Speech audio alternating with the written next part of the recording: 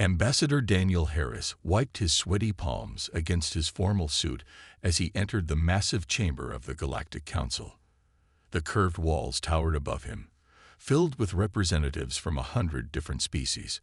Some resembled insects, others were gaseous forms contained in special suits, but all watched the human with cold, calculating eyes. At the central podium stood Xorthal, the Draxian Empire's representative. His scaled skin shimmered with an iridescent purple hue under the chamber lights. 4 yellow eyes narrowed as Harris approached. The human arrives at last. Xorthal's voice boomed through the translator. I was beginning to think your species lacked the courage to face us. Harris kept his expression neutral. 6 years of diplomatic service had taught him to hide his emotions, especially fear. And right now, fear threatened to overwhelm him. The United Earth government values punctuality. Council member Xorthal. I arrived exactly at the scheduled time. Several council members murmured in agreement, but Xorthal dismissed this with a wave of his clawed hand. Let us skip the pleasantries. I have summoned you here with the full authority of the Draxian Empire and the backing of our military forces. Xorthal leaned forward, his voice dropping to a growl. Your species possesses neural interface technology that violates the balance of power in this sector. The Draxian Empire demands you surrender this technology and all research related to it within 30 Earth days. Harris felt his heart pounding. The neural interface was humanity's greatest achievement, the seamless connection between human minds and machines that had revolutionized everything from space travel to medicine. And if we refuse? Harris asked, already knowing the answer. Xorthal's mouth stretched into what might have been a smile, revealing rows of sharp teeth. Then the Draxian Empire will be forced to take corrective action to protect galactic stability. Your colonies will be the first to experience our concern. The chamber erupted in whispers. Threats were rarely made so openly in council proceedings. This is outrageous, called out the representative from the Tellurian Collective, a longtime trading partner with Earth. The humans have broken no council laws. Xorthal ignored the objection. 30 days, Ambassador Harris. The clock begins now. Harris maintained his composure as he left the chamber, but once aboard the Earth diplomatic vessel, he slumped into his chair and activated a secure channel to Earth. They're not bluffing, he told the emergency session of Earth's United Government. The faces of 12 regional presidents looked back at him from screens around the conference room. The Draxians have been building up forces near New Eden Colony for months. This ultimatum gives them the excuse they've been waiting for. President Sophia Chen of the North American region shook her head. We cannot surrender the neural interface technology. It's integrated into nearly every aspect of our society. And it's our only real advantage against species that have been spacefaring for thousands of years longer than us, added Admiral Patricia Grant, her military uniform crisp against the backdrop of Space Command headquarters. What do you propose, Admiral? Asked President Chen. Grant's face remained stone-cold serious. A demonstration, not an attack, but a clear message of what would happen if they move against us. That could provoke them further, cautioned Harris. Perhaps. Grant nodded, but my analysis suggests the Draxians respect strength above all else. If we appear weak now, they will never stop demanding concessions. The Council voted after 3 hours of debate. Earth would not surrender its technology, but would prepare for the worst while hoping diplomacy might still prevail. As Harris received the decision, Admiral Grant was already mobilizing Earth's defense fleet. In her private quarters, she studied the Draxian military patterns, searching for weaknesses. The neural interface plugged into the base of her skull hummed softly as it fed tactical data directly into her mind. If it's a fight they want, she whispered to herself, they'll soon learn why humanity survived its own violent history. 10 years earlier, the diplomatic vessel Horizon drifted through the star system the Draxians called Home Cluster. Captain Eric Summers stood on the bridge, hands clasped behind his back as he watched the approaching Draxian escort ships through the viewscreen. "They're scanning us again," reported Lieutenant Ryan Clark from the sensor station. "That's the 5th time in the last hour." Captain Summers nodded. "Let them. Keep all weapons systems powered down. We're here to make friends, not enemies." The Horizon * represented humanity's first official contact with the Draxian Empire. Previous encounters had been brief and distant, with the Draxians showing little interest in communication. This mission aimed to change that. Diplomat Olivia Matthews joined Summers on the bridge. Her dark hair was pulled back in a neat bun, and she wore the formal blue uniform of Earth's diplomatic corps. "Their approach suggests caution bordering on paranoia," she observed. "The intelligence briefings weren't exaggerating their xenophobia. Can you blame them?" Summers asked. "According to what we've learned, the last new species they met tried to colonize one of their moons." Matthews checked her neural interface readings through her datavat. The subtle connection at the base of her skull allowed her to process cultural information rapidly, but the data on Draxians remained frustratingly limited. "We're being hailed," Clark announced. "On screen," ordered Summers. The face that appeared belonged to a Draxian official. His purple scales seemed duller than those of Heclorthal in the future, but the 4 yellow eyes held the same suspicious glare. "I am Sub-Commander Velicor. State your purpose in our territory." Matthews stepped forward. "Greetings, Sub-Commander. I am Diplomat Olivia Matthews, representing the United Earth Government. We come seeking peaceful relations and cultural exchange." Velcor's eyes narrowed. "You will dock at the orbital station. Your delegation will be limited to 5 individuals. No weapons permitted." The screen went dark before Matthews could respond. "Not the warmest welcome," Summers remarked. "But a welcome nonetheless," Matthews replied. "That's more than we expected." Hours later, Matthews led a small team through the sterile corridors of the Draxian station. Armed guards escorted them to a large chamber where 3 high-ranking Draxians waited at a long table. "I am High Commander Zexvol," said the center Draxian. "You are the first humans to formally enter Draxian space." "We're honored," Matthews replied. "Are we?" Zexvol tilted his head. "We have observed your planet for decades. Your technological development rate exceeds all known species. Particularly interesting is your neural interface technology." Matthews kept her face neutral despite her surprise. They had been watching Earth. "We believe in sharing knowledge for mutual benefit," she offered carefully. "A curious philosophy," said the Draxian to Zexvol's right. "Most species guard their advantages. Perhaps that's why humans have progressed so quickly," mused Zexvol. "They build upon each other's ideas rather than hoarding them." The meeting continued for hours.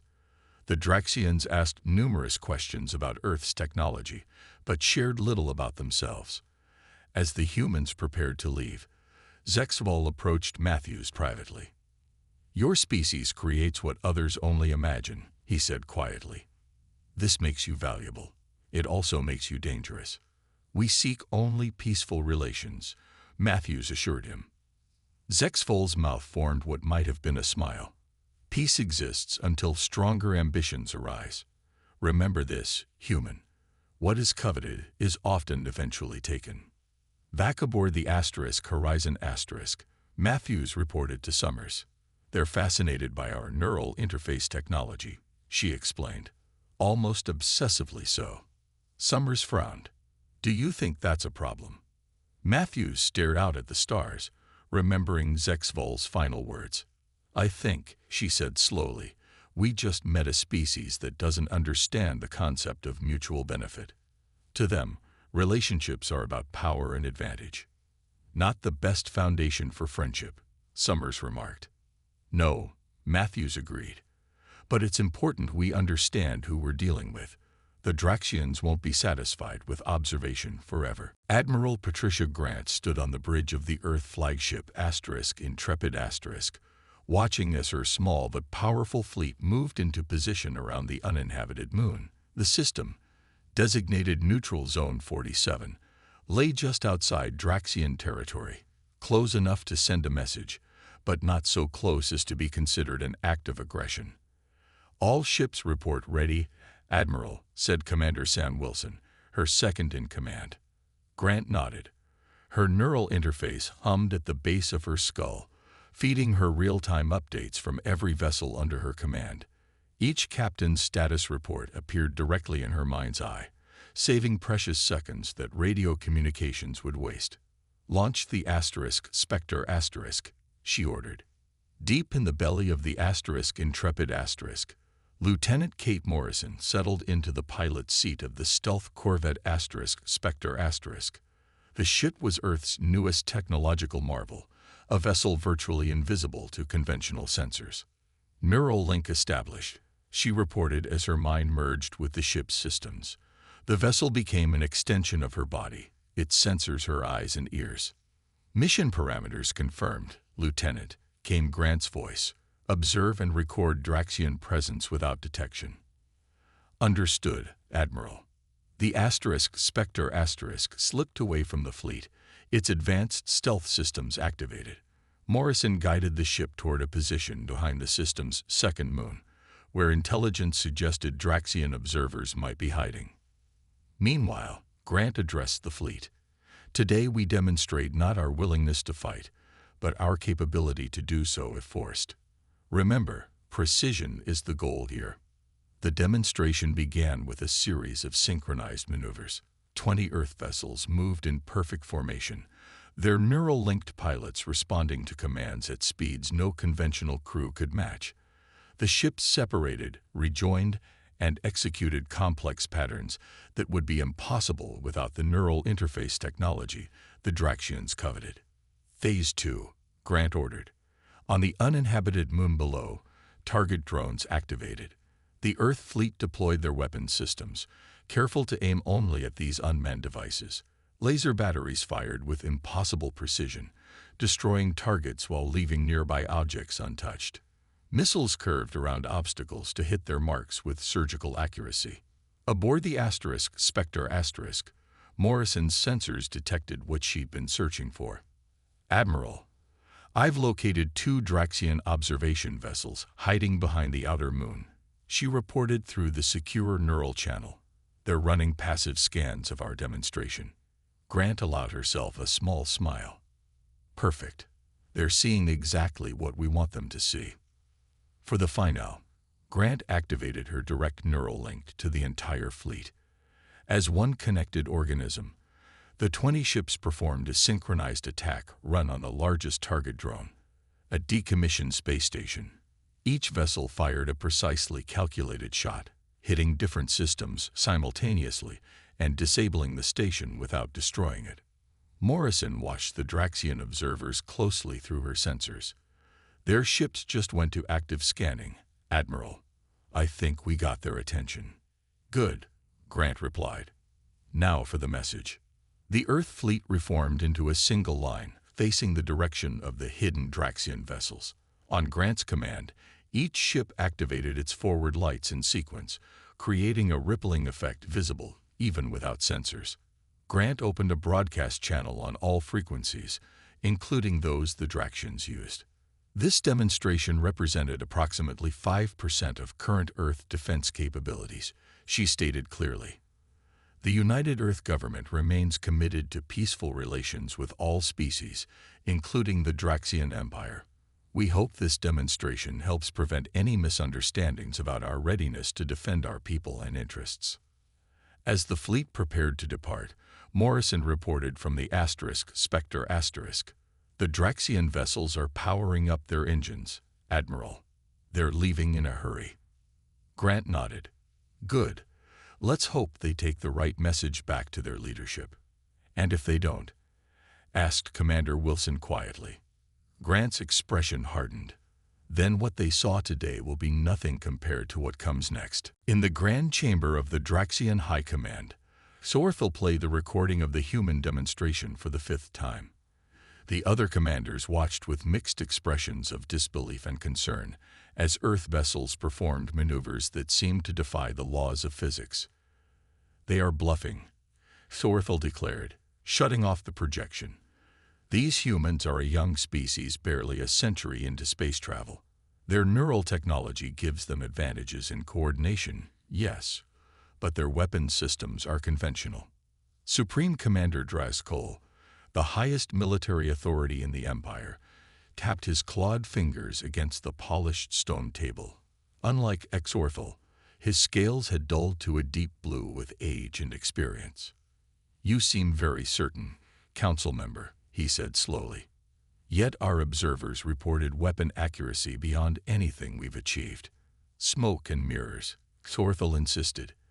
"A carefully choreographed show designed to make us hesitate. The humans know they cannot match our fleet's size." After hours of debate, Exorthal's viewpoint prevailed. The Draxian High Command authorized a small attack force, 3 battlecruisers and their support vessels, to target the human colony of New Eden. The mission: demonstrate Draxian superiority and force humanity to surrender their neural technology. 3 days later, Governor Frank Williams was reviewing agricultural reports in his office on New Eden when the emergency alert blared through his neural interface. "Governor, we have multiple unidentified vessels appearing at the edge of our system," reported Security Chief Alex Porter. "They're not responding to hails and are moving toward the colony at attack speed." Williams accessed the colony's defense grid through his neural link. As the information flowed directly into his mind, he saw them. Draxian warships, weapons hot, heading straight for New Eden. "Sound the evacuation alarm," he ordered calmly. "Move all civilians to the underground shelters." In the colony's defense center, Sergeant Lisa Rice settled into the neural command chair. As the colony's defense coordinator, she was responsible for protecting over 50,000 civilians. When she activated her neural link, the room around her seemed to fade away as her consciousness expanded to encompass New Eden's entire defense grid. Through the colony's sensors, she watched the Draxian vessels approach.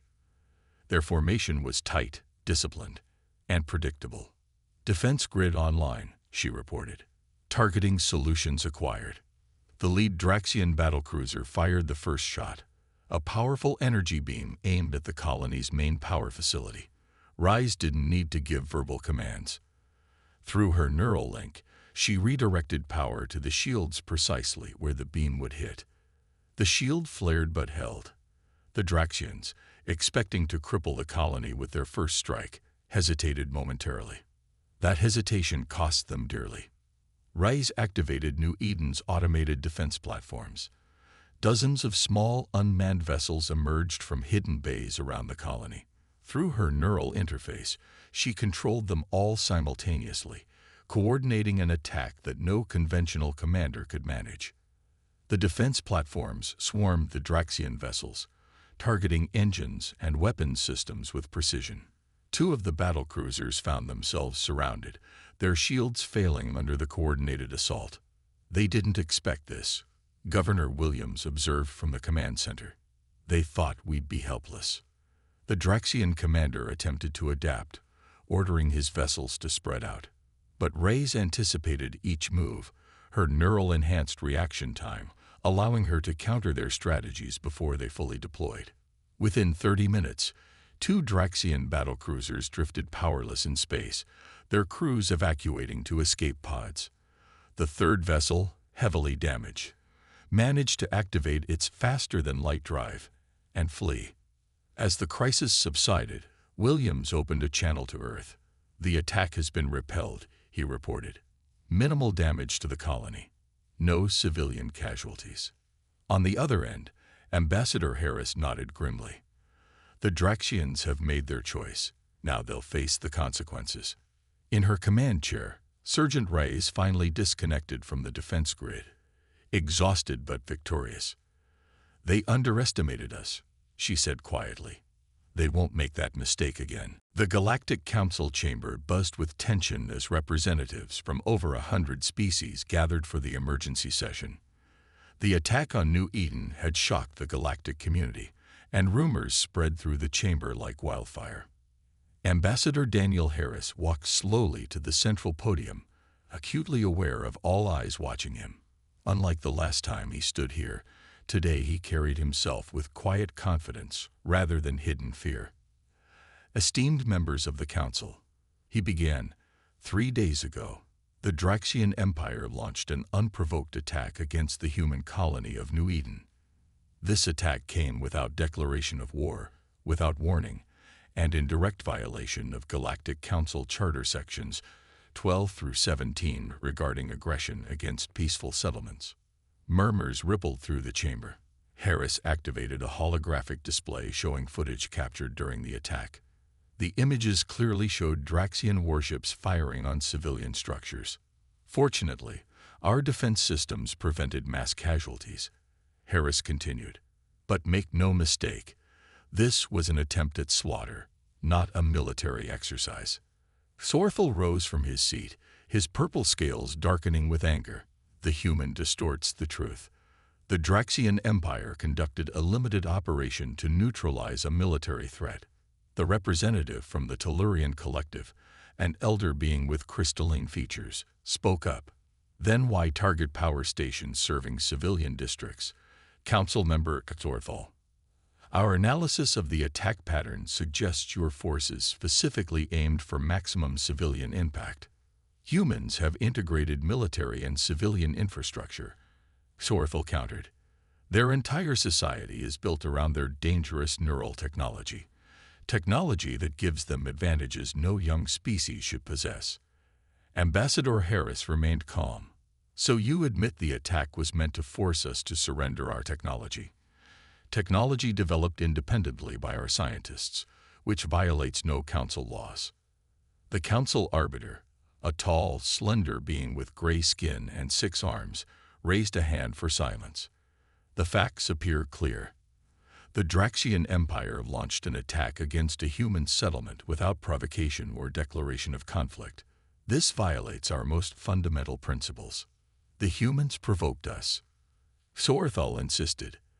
Their military demonstration near our border was a clear threat. A demonstration conducted in neutral space after you threatened Earth with military action. Harris reminded him. We sought to prevent conflict by showing our capability to defend ourselves. You responded with an attempt to destroy one of our colonies. The chamber fell silent as the arbiter considered the evidence. Finally, he spoke. This council cannot condone unprovoked aggression. However, we also cannot take sides in what appears to be an escalating conflict between 2 sovereign powers. We urge both parties to pursue diplomatic solutions. Harris nodded respectfully. The United Earth government remains open to peaceful resolution, but we will defend our people, our colonies, and our sovereignty.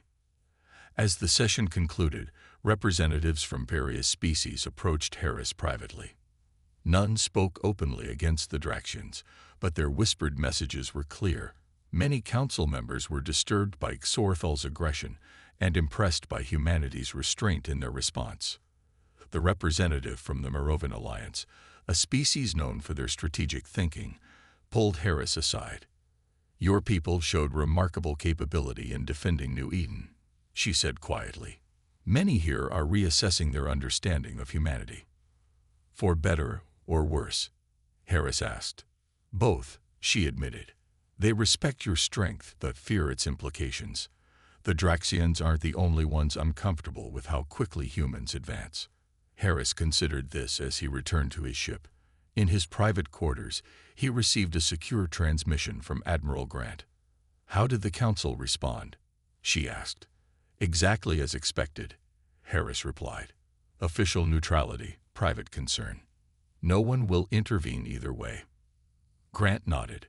Then we proceed as planned. The fleet is ready. Harris looked at the Admiral's determined expression and hoped the Draxians understood what they had unleashed. Humanity had never sought conflict, but history had taught them to be prepared for it. Let's hope this ends quickly, he said, with minimal casualties on both sides. Admiral Patricia Grant stood on the bridge of the Intrepid Asterisk, watching the holographic display of Draxian space. Dozens of tiny lights represented the positions of Earth's fleet, not a massive armada, but a precision force designed for surgical strikes rather than overwhelming destruction. "All vessels report ready, Admiral," said Commander Wilson. "Strike teams standing by." Grant nodded. After the attack on New Eden, Earth's leadership had authorized a counteroffensive, not to destroy the Draxians, but to neutralize their ability to threaten human colonies. "Major Carter, is your team prepared?" she asked through her neural link. In the hangar bay below, Major John Carter checked his equipment one final time. His 12-person strike team represented Earth's elite special forces, each soldier connected via neural interface not only to their equipment but to each other. "Ready, Admiral," he confirmed. "Team is green across the board." The plan was bold but precise. While the main fleet engaged Draxian border defenses as a distraction, Carter's team would infiltrate the Draxian homeworld and disable their central military command systems. "All ships, commence Operation Checkmate," Grant ordered. The Earth fleet split into 3 battle groups. The largest group moved toward the heavily defended Draxian border stations, drawing the attention of the Empire's defense fleet. The second group positioned themselves to intercept any reinforcements.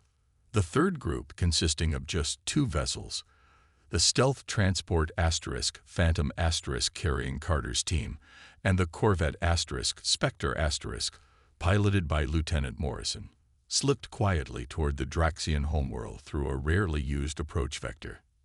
Entering Draxian sensor range, Morrison reported from the Spectre "Stealth systems holding.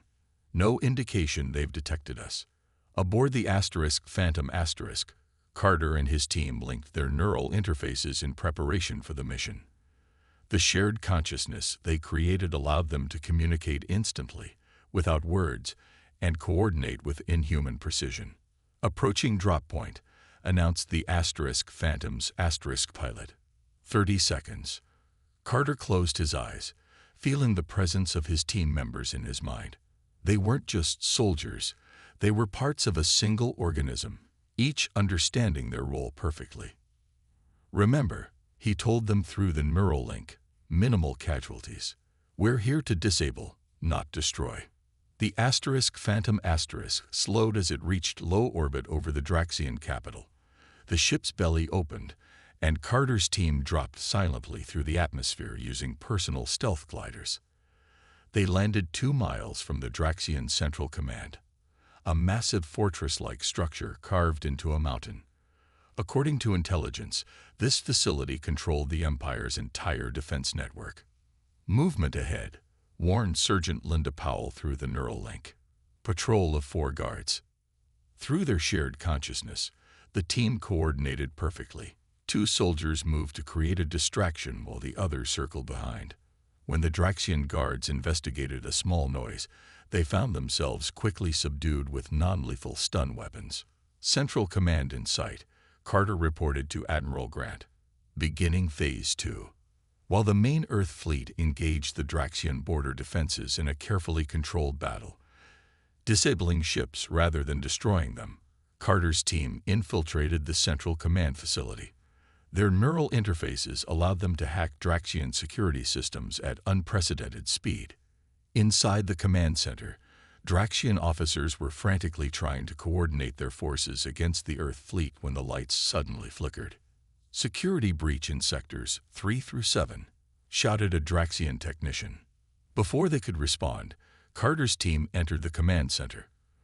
With precision movements coordinated through their neural link, they neutralized resistance using non-lethal methods. Within minutes, the Draxian Central Command was under human control. Carter personally connected a specialized device to their main computer system. "Upload complete," he reported to Admiral Grant. "Their weapons systems are locked down. Their communications grid is under our control." Throughout Draxian space, warships suddenly found themselves unable to fire weapons or communicate with each other. Border stations lost power to their defensive systems. In the confusion, not a single Draxian vessel had been destroyed, and casualties were minimal on both sides. Admiral Grant opened a channel to the Draxian leadership. "This is Admiral Patricia Grant of the United Earth Defense Force. Your military capabilities have been neutralized. We seek not conquest, but security. The time has come to talk. The Grand Hall of Reconciliation on the Draxian homeworld had never hosted representatives from Earth before. Its high ceilings and ancient stone walls, carved with the history of the Draxian Empire, now witnessed a historic moment as Ambassador Daniel Harris stood before the new Draxian leadership.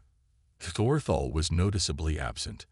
After the humiliating defeat of Draxian forces and the effortless neutralization of their defenses, the former council member had been stripped of his position and authority. In his place stood Zevnar, a moderate who had long advocated for greater understanding of other species. The Draxian people acknowledge the errors of our previous leadership, Zevnar stated, his voice carrying through the hall. We recognize that aggression against your colonies was both unwarranted and unwise. Harris nodded. The United Earth government accepts your statement. We came not to conquer or punish, but to ensure the safety of our people. Behind Harris stood Admiral Grant and Major Carter, both still wearing their neural interfaces. The Draxians in the hall couldn't help glancing nervously at the small devices at the bases of their skulls, the technology that had allowed humans to defeat their supposedly superior forces with minimal bloodshed. A peace treaty has been prepared, Harris continued, gesturing to the document displayed on the large screen behind him. Its terms are straightforward: mutual recognition of sovereignty, non-aggression, and gradual normalization of relations. Zevnar studied the treaty carefully. These terms are fair, more fair than many expected after our attack on your colony. Humans don't seek vengeance, Harris explained. We seek lasting peace. The Galactic Council arbiter, present as a neutral witness, stepped forward. Both parties have agreed to council oversight of this treaty.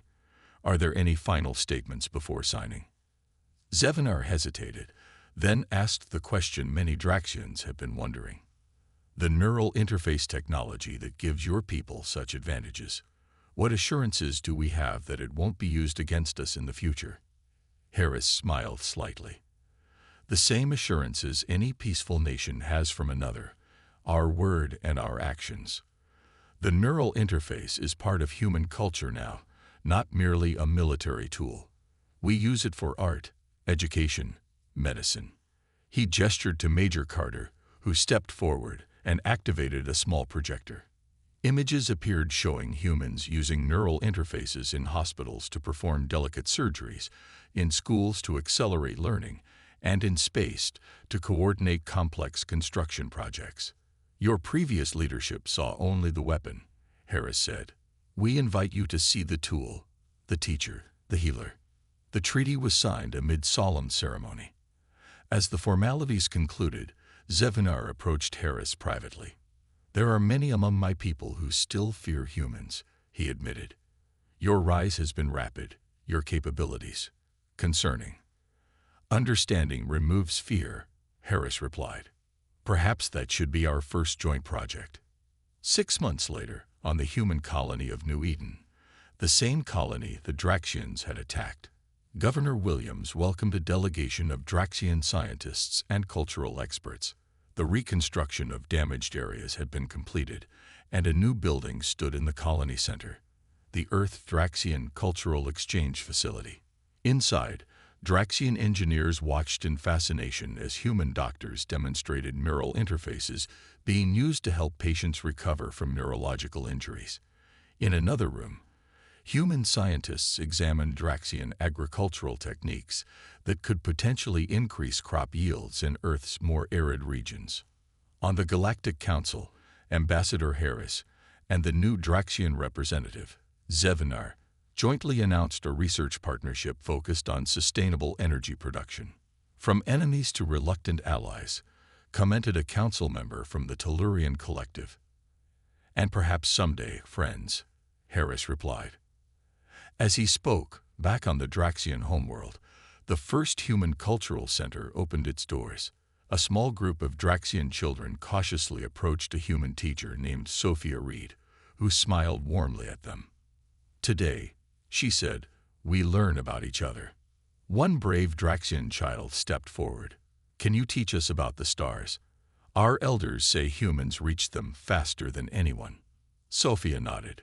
We did. And do you know why? The child shook his head. Because we believe that what one of us learns, all of us can share, she explained. And now, we can share with you too. 5 years after the signing of the peace treaty, the relationship between humans and Draxians had transformed in ways few could have predicted. On the Joint Research Station *Unity*, orbiting a neutral star system, Dr. Alan Foster adjusted the settings on his neural interface as he prepared for another session with his Draxian counterpart. The adaptation is progressing faster than expected, he noted to Dr. Meera Patel, his research partner. The Draxian brain structure is remarkably adaptable. They were working on what many had once thought impossible, a modified neural interface that could work with Draxian physiology. What had begun as a cautious exchange of scientific knowledge had evolved into the most ambitious joint project in known galactic history. Zexfol, the former High Commander who had first met humans a decade earlier, entered the laboratory. Now serving as the Draxian Science Director, he had become an unlikely advocate for cooperation. "Are we ready for the next test?" he asked, his yellow eyes bright with anticipation. Dr. Foster nodded. "The simulations show a 94% compatibility rate, if you're still willing to volunteer." "I have always been curious," Zexfol replied, settling into the testing chair. "Even when my people feared yours, I wondered what it would be like to experience your way of processing information." The modified neural interface looked different from the human version, larger with connections designed specifically for Draxian neural pathways. As the medical team carefully attached it to the base of Zexvol's skull, monitors displayed his vital signs. "Beginning neural synchronization," Dr. Patil announced, starting at 10% capacity. Zexvol's eyes widened as the interface activated. For the first time, a Draxian experienced the direct mental connection to external systems that had revolutionized human society. "Remarkable," he whispered. "I can feel the station's environmental systems, not just read data, actually sense them." On Earth, Ambassador Harris received news of the successful test while meeting with the United Earth government. The implications were enormous, not just scientifically, but culturally and politically. "If Draxians can use modified neural interfaces," said President Chen, "other species will want the same. This could reshape galactic relations entirely." Harris nodded. "The Galactic Council is already debating the implications. Some species are concerned that this gives both humans and Draxians an unfair advantage." "And your assessment?" asked President Chen. "Technology sharing has always been humanity's strength," Harris replied. "What made us enemies with the Draxians now makes us partners. I believe we should offer the same partnership to any species willing to work with us peacefully." Meanwhile, on New Eden Colony, the first graduating class of the Joint Education Initiative celebrated their achievement. Human and Draxian students had studied together for 3 years, learning each other's history, science, and culture. Among them stood Kira Willis, the first human to become fluent in all 3 Draxian dialects. "When I was a child," she told the audience during her speech, "I hid in a shelter while Draxian ships attacked my home. Today, my closest friends include the daughter of a Draxian officer who participated in that attack. This is not just peace. This is reconciliation." In orbit above the Draxian homeworld, a joint defense fleet conducted training exercises. Human and Draxian ships maneuvered in perfect coordination, their crews working together to respond to simulated threats. Captain Ben Riley, commanding the Earth vessel Harmony found himself impressed by how quickly his Draxian colleagues had adapted to cooperative strategies. "They were once our most dangerous enemies," his executive officer commented. "Now they're our most valuable allies." "That's the thing about space," Riley replied, watching as a Draxian cruiser executed a perfect flanking maneuver. "There's always something bigger out there. Better to face it together than alone." As news of the successful neural interface adaptation spread throughout the galaxy, many species began to reconsider their stance toward both humans and Draxians. What had begun as a conflict over technology had evolved into an opportunity for unprecedented advancement. And in the Galactic Council chamber, where threats had once been exchanged, representatives now discussed the possibility of a new era, one where technology brought species together rather than driving them apart.